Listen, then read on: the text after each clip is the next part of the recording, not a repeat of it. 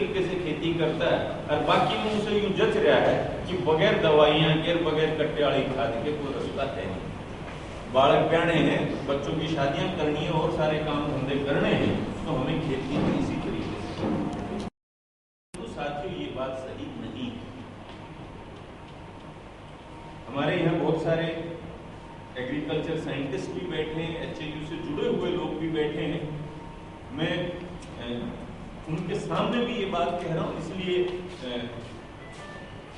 कोई आधार है जिसके आधार पर मैं कह रहा हूँ। किसानों का और वैज्ञानिकों का दोनों का अनुभव ये बताता है कि बगैर इन रासायनिक तरीकों के, बगैर इन बाहरी उत्पादनों के जो बड़ी कंपनियों के माध्यम से आ रही हैं, हम अच्छी पैदावार ले सकते हैं स्वावलंबी तरीके से, बिना जहर के। गांव का पैसा गांव में रहे, इस तरीके से खेती करके हम अच्छी पैदावार भी ले सकते हैं और किसान को अच्छी आमदनी भी मिल सकती है। कैसे किया जाना है ये विस्तार से करने की चीज है, सीखने की चीज है। कुछ चीजें पुरानी हैं, अपने बाप दादा किया करते थे, उन्हें हम छोड़ गए हैं, उन पर दोबारा जाना पड़ेगा। कुछ नई चीजें भी उसमें जुड़ी हैं, वो हमें सीखनी पड़ेगी। केवल कहने से कि अब ये बंद करते हैं, उससे बात नहीं बनेगी। बहुत मुश्किल काम नहीं है, परंतु कुछ बदलाव हमें अपने खेती के तरीके में करने पड़ेंगे। कैसे की जानी है खेती, कुछ चीजें बाहर ये पोस्टर वगैरह लगा के वो बता रखा है, उसको आप पढ़ सकते हैं, देख सकते हैं। परंतु इतना मैं जरूर कहना चाहूंगा कि मुश्किल नहीं है ये चीज, हमें कुछ सीखना पड़ेगा, कुछ बदलाव करना पड़ेगा। जो लोग इस किस्म की खेती कर रहे हैं उनके पास जाके देखना पड़ेगा। और ये जो नया संगठन आज आप बना रहे हैं, अगर आप एक नई पहल वास्तव में करना चाहते हैं और किसान को बचाना चाहते हैं, जमीन को बचाना चाहते हैं, खेती को बचाना चाहते हैं, तो नए खेती और जो बाकी सारी मांगे हैं, जो और मुद्दे, वो तो उठाएं। पैदावार का वाजिब मूल्य मिलना चाहिए, इसमें कोई संदेह की बात नहीं है, परंतु साथ में खेती कैसे की जानी है इसके बारे में भी बात उठे। और बात तभी उठेगी जब आपके अंदर से निकलेगी, जब आपके जो जच जाएगा कि हाँ इस ढालवी खेती हो सके है, भी किसान को 2 पैसे बच सकते हैं। तो पहले तो शुरुआत आप खुद के प्रयोग से करिए। पूरी जमीन बदलने की बात नहीं करते, थोड़ी जमीन के छोटे हिस्से से शुरुआत करिए, परंतु पूरे तरीके से सीख के करिए। अगर आप केवल यूं कर लेंगे कि अच्छा भाई यूरिया DAP की टाल कर देंगे और जैसे बाकी खेती वैसे की वैसे चलती रहेगी, तो पैदावार कम। तो थोड़े से शुरुआत करें, सीख के करें, और जो संगठन आप बनाने जा रहे हैं वो इस काम में लगे। खुद सीखें, सिखाएं, जो लोग कर रहे हैं उनके पास जाके देखें। साहित्य उपलब्ध है, किताबें उपलब्ध हैं, फिल्म और दूसरी चीजें उपलब्ध हैं, उनका प्रयोग करके हम ये सब चीजें सीखें। मैं 2, 4, 5 चीजें आपके बीच में जल्दी रखना चाहता हूँ कि क्या क्या हम कर सकते हैं, कैसे कैसे हम कर सकते हैं। जिस खेत में केंचुए दिखने बंद हो गए वो खेत मरण में है, और आज अपने को केंचुए खेतों में दिखने बंद हो गए। बारिश में जोड़ के किनारे थोड़े बहुत दिख जाए तो दिख जाए, और केंचुए तो आंखों से दिखते हैं, बाकी हजारों किस्म के सूक्ष्म जीवी हैं जो हमारी धरती में है, जो नष्ट हो गए। वो जब तक वापस नहीं आएंगे तब तक हमें वो यूरिया के कट्टे बढ़ाने ही पड़ेंगे, वो दवाई के स्प्रे बढ़ाने ही पड़ेंगे। हम दिख नहीं सकते कि भाई 2 कट्टे हैं तो 2 कट्टे पे रुक जाए, क्योंकि धरती तो खराब होती जा रही है, तो उसमें और ऊपर से डाल के ही खेती हो सकती, वरना खेती नहीं हो सकती। तो सूक्ष्म जीवी वापस आने का मतलब उन्हें मारना बंद कराएंगे तो वापस आएंगे, मारते रहेंगे तो फिर तो नहीं वापस आएंगे। तो थोड़ी जमीन से करें, आपके पास 10 किले है, 1 किले से करें, आपके पास 2 किले है, आधे किले से करो, कनाल से करो, बीघे से करो, जैसी जिसका जैसा जरूरत है, जैसे हालात है, उस तरीके से हम इस चीज की शुरुआत करें। तो क्या क्या करना है, 2-4 चीज करें। हमारे बीच में यहाँ वैज्ञानिक बैठे हैं, कृषि वैज्ञानिक बैठे हैं, वो आमतौर पर क्या हिसाब किताब लगाते हैं कि भाई यूरिया के माध्यम से इतनी नाइट्रोजन मिल रही है, इतने कट्टे, इतना टन देश में यूरिया चाहिए। गोबर के माध्यम से वही यूरिया अगर हमने देनी है तो गोबर इतना चाहिए, देश में इतना गोबर है नहीं, तो इसका मतलब बगैर यूरिया की खेती नहीं है। ये हिसाब किताब गलत हिसाब किताब है। कि हम गोबर में यूरिया की कैलकुलेशन करके हिसाब किताब लगा के देखें कि कट्टों से यूरिया इतनी मिलती है, गोबर से यूरिया इतनी मिलती है। हमारी धरती में जो पदार्थ हैं, जो तत्व हैं, वो दो रूप में मिलते हैं, घुलनशील और अघुलनशील। नाइट्रोजन है, सारी चीजें इन दो रूप में मिलती हैं। तो पौधे के तो काम वो आएगी जो घुलनशील रूप में, जो घुलनशील नहीं है वो पौधे के काम की नहीं है, पड़ी है पर पौधा उसका प्रयोग नहीं कर सकता। और ये जो वस्तुएं, जो तत्व हैं जो घुलनशील नहीं है, उनको घुलनशील बनाते हैं ये सूक्ष्मजीवी जो आप मार रहे हैं। जब धरती में वापस सूक्ष्मजीवी बढ़ने लग जाएंगे तो वो खुद जो अघुलनशील तत्व हैं उनको पौधे के खाने लायक बना देंगे। जिसमें आप इस ढंग से समझ लें कि घर में सब कुछ है, आटा है और सारी चीज है, और पूर्ण वाली जाली और अपन पूर्ण आता नहीं तो फिर होटल पर जाके खाना पड़ेगा। पर अगर अपने को पूर्णा आता है तो वहीं पे सारी चीज उपलब्ध है, हम अपना बना खा लेंगे। तो धरती में सब कुछ उपलब्ध है, अगर हम तरीके से करेंगे वो मिट्टी में सूक्ष्म जीवी वापस आएंगे तो मैं बाहर से गोबर की भी ट्रॉली भर भर के डालने की जरूरत नहीं है। थोड़ा सा उतने ही गोबर से काम चल जाएगा, जिस तरह कढ़ाई भर दूध की दही जमानी हो तो थोड़ा सा दामन चाहिए। तो गोबर का जो प्रयोग है वो तो जामन वाले रूप से करने की जरूरत है। उस तरीके से हम करेंगे, सही तरीके से करेंगे तो उन्हें ट्रॉली भर भर के गोबर डालने की भी जरूरत नहीं है। एक पशु से भी 5, 7, 10 एकड़ की खेती करी जा सकती है। 10 से 30 किलो गोबर ले लें, गोबर जितना ताजा हो उतना बढ़िया। 10-1 लीटर मूत्र ले लें, पेशाब ले लें, किलो 2 किलो किसी भी दाल का आटा ले लें, किलो 2 किलो गुड़ ले लें। इनको 200 लीटर पानी में अच्छी तरह मिला लें, घोल लें, छाया में ढक के रख दें। दिन में 2-3 बार लाठी से हिला दें। मौसम के हिसाब से ये दिन है, गर्मी के दिन है तो 3-4 दिनों में ही, और ठंडे दिन है तो 5-7 दिन लग जाएंगे, उसमें वो तैयार हो जाएगा। पानी देते हुए नाके पे रख दीजिए, किले में वो चला जाएगा। इसके हिसाब से सेटिंग कर ली, में किला भरे उतने में वो चीज चली जाए तो मिट्टी में जो सूक्ष्मजीवी नष्ट हो गए वो वापस आने शुरू हो जाएंगे। तो हम गोबर का इस रूप में भी प्रयोग कर सकते हैं। दूसरी चीज, ये जो अपन या तो पराल ने खेत में फूका हम, या न्यार और कूड़े ने भट्ठे वालों को बेच दिया। ये दोनों चीजें ऐसे हैं, मतलब फूकना तो नोटों की गड्डी को टीवी दिखाना है, और भट्ठे में भी बेचना या भट्टी में जलाना इसको, वो उसका सही प्रयोग नहीं है। जो धरती से हमने लिया है, खाने वाली चीज खा लिया, बेचने वाली चीज बेचना, बाकी वापस वहीं की वहीं धरती में वापस चला जाए। उस तरीके से अगर हम खेती करेंगे तो हमें बाहर से बहुत ज्यादा चीजें डालने की जरूरत नहीं होगी। और जो जमीन ढकी रहेगी, जिसको हम इसको मैंने आज से वैसे घूमते घामते कोई 15-20 साल पहले HAU के वो फार्म हाउस में घर के पीछे की तरफ चला गया तो मैंने देखा पॉलीथीन से पेड़ों के आसपास चीजें ढक रखी हैं। तब मेरे को नहीं इस चीज की जानकारी थी। खैर मैं बीच में एक और चीज बता दूं, मेरे नाम के साथ लिखा हुआ है कृषि वैज्ञानिक, एक गलत लिखा हुआ, मैं कृषि वैज्ञानिक नहीं हूँ। मैंने HAU में कभी पढ़ाई नहीं की। मैं तो MD यूनिवर्सिटी रोहतक में अर्थशास्त्र पढ़ाता हूँ, ना मैंने कभी खेती की है। घर में खेती जरूर है, पर दूसरी तीसरी में थे तो पिताजी हेडमास्टर थे तो उनकी बदली होगी, तो तीसरी के बाद तो गांव में तो क्या शादी पे जाना ही रहा, तो ना मैंने खेती की है और ना मैं कृषि वैज्ञानिक हूँ। तो पर जब मैंने वहां देखा, मैं पॉलीथीन से क्यों ढक रखा है, और आज सरकार इसको मल्चिंग कहते हैं, जमीन को ढकने को मल्चिंग कहते हैं। आज पॉलीथीन से मल्चिंग के लिए सरकार सब्सिडी भी देती है, मशीन भी आई हुई है जो पॉलीथीन बिछाने का काम करती है। पर आप उसी काम को पराल बिछा के भी कर सकते हैं। इन सब चीजों के जो खेती का जो भी बचा कुचा है उससे हम जमीन को ढक के रखते हैं, तो हमें पॉलीथीन बिछाने की जरूरत नहीं है, हमें सब्सिडी की जरूरत नहीं है। तो हम जमीन को ढकी हुई जमीन में आड़ 2-4 दिन फालतू बची रहेगी, नमी 2-4-5 दिन हफ्ता फालतू बनी रहेगी, अडंगा कम जामने का। और वो जो हमने जो गोबर वाली खाद डाली है उसमें जो सूक्ष्म जीवी हैं उनको थोड़ा जीने का राह बना रहेगा, और वो वहीं उसको गला सड़ा के खा देगा।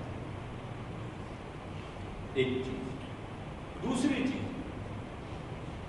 हम अगर यूं चाहवा कि भाई एक सामने में धान हो जाए या बाड़ी हो जाए और फिर गेहूं हो जाए, धान बाड़ी गेहूं हो धान गेहूं हो, इस तरीके का अगर हम चाहते हैं तो वो बात तो नहीं होगी। अकेला गेहूं तो ना तो खाने के लिए ठीक है, ना हमारे स्वास्थ्य के लिए ठीक है और ना पैदावार के लिए। मिश्रित खेती हमें करनी पड़ेगी। क्या करते बुजुर्ग, हम छोड़ गए हैं, अब फिर करेंगे। पर जब हम किसानों के बीच में इस बात को कहते हैं, बोले चना होगा तो कोई नहीं, गेहूं के साथ चना तो होता नहीं है, और मिला के कैसे करेंगे, क्या करेंगे, निकलेगा कैसे, वगैरह वगैरह 10 सवाल उठा देते हैं। और जैसे मैंने बताया, मैं कृषि वैज्ञानिक तो हूँ नहीं और खेती मैंने कर नहीं रखी, तो कई बार चुप भी रह जाना पड़ता है, इतने सवाल उठ जाते हैं। पिछले दिनों हम पंजाब में देख कर आए, जो ये किसान इस किस्म की खेती कर रहे हैं, जो भी किसान इस किस्म की स्वावलंबी बिना जहर की खेती करना चाहते हैं, गेहूं के खेत में, गेहूं कणक वाले किले में कम से कम 6-7 चीजें और थी। गेहूं के साथ सरसों थी, चना था, मेथी थी, धनिया था, मसूर की दाल थी, अलसी थी, मटर थी। ये सब चीजें गेहूं के साथ पैदा हो। मुफ्त की जो नाइट्रोजन हमें मिलती है हवा में, रुपए में 78 पैसे से ज्यादा ये मुफ्त की नाइट्रोजन है। यूरिया के कट्टे में भी वही नाइट्रोजन है। हम इस तरीके से हम खेती करेंगे तो ये अच्छी पैदावार भी हमें मिलती है। पानी का बहुत ज्यादा प्रयोग है और पानी का कमी भी सिद्ध है और फालतू पानी भी सिद्ध है। अब हम कई बार किले का एक ही नाका होता है, एक नाके से पानी जाता है, पूरा किला भरता है, तो जब तक परले कोने में पहुंचेगा इससे का क्या हाल होगा। तो हम खेती में कई ऐसे छोटे छोटे बदलाव करके उस तरीके की खेती की जा सकती है कि अच्छी पैदावार, अच्छी आमदनी मिले। 2 बातें और कह के मैं ज्यादा समय नहीं लेना चाहूंगा।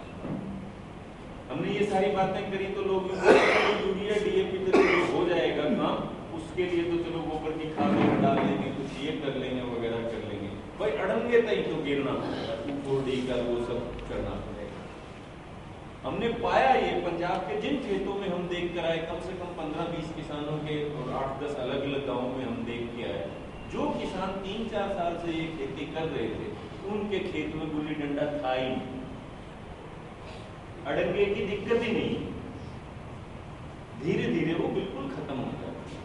हम यूरिया वगैरह इन खादों के तौर पे एक तरीके से वो ग्लूकोज चढ़ावा, मतलब जब आदमी बहुत बीमार हो जाए, शरीर का कोई सिस्टम काम ना करे, तो उसे ग्लूकोज चढ़ा दें, थोड़ा बहुत तो चालदा सा कर दे। तो इस तरीके से रेडीमेड फूड जो है, रेडीमेड खुराक जो है, वो हम देते हैं फसल को, और वो खरपतवार बहुत बढ़ता है, और फिर अपन न्यूला का पैसे खर्च करना है, खैर बढ़ने लग रहा है गुल्ली डंडा, तो हमने बहुत खून जलता है। परंतु ये तरीके अगर हम अपनाएंगे तो हमारे वो गुल्ली डंडा और अड़ंगे की समस्या धीरे धीरे खत्म हो जाएगी। वो फिर रह गई बीमारी की बात कि भाई चलो गोबर की खाद थोड़ा और जुगाड़ कर लेंगे, कुछ कर लेंगे, गोबर की खाद तो डाल लेंगे, पर ये बीमारी का क्या करें? इसके लिए तो दवाइयां तो आजकल है। देखिए, माँ स्वस्थ, बाप स्वस्थ, तो संतान भी स्वस्थ। धरती की सेहत सुधरेगी, धरती में ताकत आएगी, और बीज भी हमारा अच्छा होगा। बीज का भी हम उपचार करके बोएंगे, अच्छे बीज का जांच पड़ताल करके बोएंगे, अपना हमारा बीज होगा, बीज अच्छा होगा, धरती अच्छी होगी, तो पैदावार भी अच्छी होगी, उसमें बीमारियां कम होंगी। जब पौधे को 3 तत्व देने की बजाय 33 तत्व मिलेंगे, तो पौधे की अपने आप बीमारी से लड़ने की ताकत भी बढ़ी हुई ताकत है।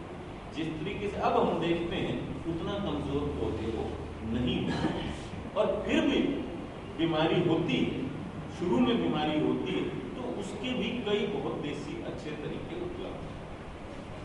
आप खट्टे शीत का स्प्रे ही करिए, पर 7 दिन के बाद दोबारा करें, और बीमारी दिखते ही, फफूंद दिखते ही हम उसका स्प्रे करें। बांट देखा कि चलो थोड़ा उसको दिक्कत हो जाए। शीत हमारे पास घर का है, हम पुराना खट्टा शीत 5-10 दिन पुराना शीत का अगर हम स्प्रे करते हैं और 7 दिन बाद उसे रिपीट करते हैं, तो कई छोटी मोटी जो फफूंद वाली बीमारी है, इन बीमारियों से तो उसी में पशु का पेशाब भी उतना ही कीमती है जितना उसका गोबर कीमती है। पशु के पेशाब का अगर हम स्प्रे करते हैं या पानी में सिंचाई के साथ देते हैं तो वो भी बीमारी के नियंत्रण में हो सकता है। तेले चेपे की समस्या है। तेले चेपे की समस्या, किले में अगर 5-10 किलो राख का हम छिड़काव कर देंगे तो तेले चेपे की समस्या से वो भी है। ऐसे बहुत सारी और चीजें हैं खेती के बारे में, 5-10 मिनटों में वो सारी चीज का जिक्र करना संभव भी नहीं है।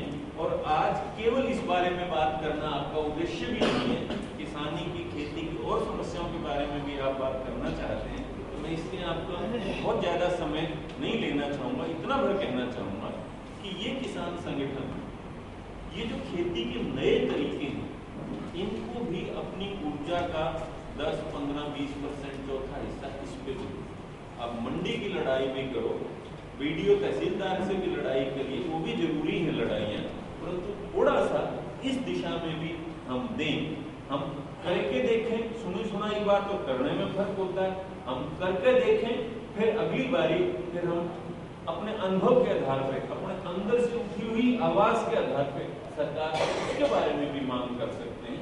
जब आपने बहुत सारी चीजें लिखी कि ये होना चाहिए, वीडियो एग्रीकल्चर डेवलपमेंट ऑफिसर्स का ये होना चाहिए, वो सब चीजें तो इस दिशा में सरकार से भी सहायता मिल सकती है। परंतु सरकार से सहायता की बात भी हम तब करेंगे जब हमें खुद यूं जचेगा कि ये तरीका हो सकता है। और ये तरीका, हमारा अनुभव ये बताता है कि है आसान, कोई मुश्किल चीज नहीं है, बाहर से कुछ नहीं लाना। हम ऐसा कोई तरीके की बात नहीं कर रहे कि एक दुकान का तो बंद कर दिया कि इस दुकान पे मत ना जाओ और दूसरी दुकान का कोई रास्ता दिखाना, ऐसा बिल्कुल नहीं कर रहे। हम ये कह रहे हैं कि गांव का पैसा गांव में रहे, उस तरीके से खेती की जाए, पैदावार भी अच्छी मिले ताकि आम आदमी को भी मिल सके। अगर पैदावार आधी रह गई तो अमीरा ने खाना मिलेगी, बाकी आम आदमी को तो मिलेगी भी नहीं। आज भी ऑर्गेनिक के नाम पे 50 रुपए किलो गेहूं भी मिल रहा है, पर 50 रुपए किलो पे मैं और आप तो खरीद के खा नहीं सकते। तो हम उस किस्म की खेती की बात कर रहे हैं, अच्छी पैदावार मिले, अच्छी खुराक हो और टिकाऊ तरीके से खेती हो। परंतु इसके बारे में विस्तार से बात करनी पड़ेगी, अलग से इस पे बात करनी पड़ेगी, वो तरीके सीखने पड़ेंगे। मैंने कहा कि भाई जमीन को ढक के रखना, वो मल्चिंग करना, जो पराल वगैरह उसको फूकना नहीं, उसी में करना। तो एक किसान ने हमारी बात मान ली, कर ली, पर पराल थोड़ी सी थी, कुछ ज्यादा तो उसने फूक ली, थोड़े से प्रयोग किया तो पूरे किले में वो पूरी भी नहीं हुई। एक पट्टा रह गया जिसमें पराल नहीं बिछी, बाकी खेत में पराल बिछा दी। पानी उसी तरीके से दिया जैसे देते थे, जितने 20-21 दिन बाद देते थे उसी हिसाब से दिया, उसी तरीके से ठोक के पानी दे दिया। तो जहां तो पराल बिछा रखी थी वो तो फसल बढ़िया खड़ी है, नहीं सॉरी, जहां पराल नहीं बिछाई थी वो फसल तो बढ़िया खड़ी है, और जहां पराल बिछा रखी थी वो फसल गोदी खड़ी है। बोले जी आपने तो गलत तरीका बता दिया, ये पराल बिछाई भी, बात भी करी, इतनी मेहनत भी करी और फसल खराब है। हम भी चक्कर में आगे कोई पराल तो अच्छी चीज है बिछाना, और ये तो फसल खराब हो रही है। फिर विस्तार से बातचीत की तो पता क्या लगा, वो पानी देने की जरूरत ही नहीं थी, अभी आड़ बची हुई थी, उसको उसी तरीके से पानी ठोक दिया तो फसल तो खराब होनी। तो मेरा कहने का अभिप्राय ये कि छोटे छोटे ये तरीके थोड़ा सीख के कभी अलग से इसके बारे में मीटिंग करके, जिसमें हम और चीजों की बात ना करें, इन तरीकों के बारे में बात करें। और मैं जो ये बात कर रहा हूँ किसी सरकारी महकमे के तौर पे नहीं कर रहा, किसी एनजीओ के तौर पे भी नहीं कर रहा कि भाई कहीं से कोई हमें पैसा मिला हो उसके हिसाब से ये काम कर रहे हैं। एक और चीज किसी तरीके से खेती कर लो, यूरिया डीएपी वाली कर लो या जिस तरीके की हम बता रहे हैं, जिसके 2 नंबर का पैसा है उसके मुकाबले में कभी भी नहीं आ पाओगे। अगर आप किसी भी तरीके से खेती कर लें, कितना हम लगा रहे हो खेती में, पर अगर आप उसकी रीस करोगे, जो किसानों की जेब पे जिसकी नजर रहती है उसका घर जैसा बना हुआ है, या जो रक्षा सौदों में जो दलाली खाते हैं उनकी रीस आप कभी भी नहीं कर पाओगे। ये गलतफहमी नहीं रहनी चाहिए कि इन तरीकों से कोई आपके महल बन जाएंगे या आपके एसी लग जाएंगे, बड़ी बड़ी कारें। तो अगर आपको वो चाहिए तो फिर ये वाले हमारे वाला रास्ता कोई खास रास्ता नहीं है। इससे ठीक ठाक सम्मानजनक जीवन तो जिया जा सकता है, जैसा अब कमा रहे हो, जैसी अब आमदनी, इससे 2 पैसे तो बढ़ सकते हैं, परंतु वो महत्व